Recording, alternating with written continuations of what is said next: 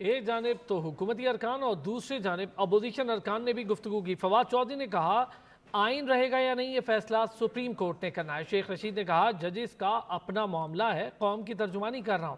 محمد علی خان نے کہا وزیر اعظم کو مخاطب کرتا ہوں، آپ کا کام پارلیمنٹ میں کھڑے ہو کر عدلیہ کی بے توقیری کرنا نہیں۔ رہنما تحریک انصاف فواد چودھری نے کہا کہ آئین نے رہنا ہے یا نہیں فیصلہ سپریم کورٹ نے کرنا ہے۔ 8 اکتوبر کو الیکشن کی کیا گارنٹی ہے؟ اگر یہ کہہ رہے ہیں کہ 8 اکتوبر کو ہم الیکشن کرانے کو تیار ہیں، وہ کیا گارنٹی ہے؟ 8 اکتوبر کا تو مطلب یہ ہے کہ اگست میں یہ حکومت چلی جائے گی اور نگران حکومت آ جائے گی۔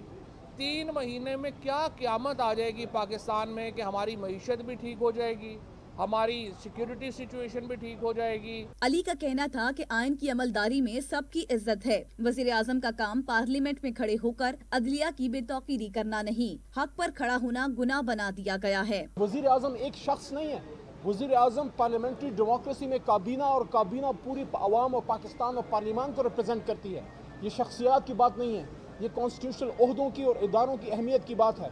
تو جو یہ سپریم کورٹ کے خلاف کیا جا رہا ہے، پوری قوم اس وقت اپنے چیف جسٹس کے ساتھ کھڑی ہے جس طرح ماضی میں بھی کھڑی رہی۔ سربراہ عوامی مسلم لیگ شیخ رشید بولے اسحاق ڈار نے اعتراف کیا کہ اس سے سکوک بانڈز نہیں بک رہے۔ ججز کا ایک اپنا مسئلہ ہے، میں قوم کی ترجمانی کر رہا ہوں۔ ججز کا ایک اپنا مسئلہ ہے، میں آپ کو قوم کی ترجمانی کر رہا ہوں۔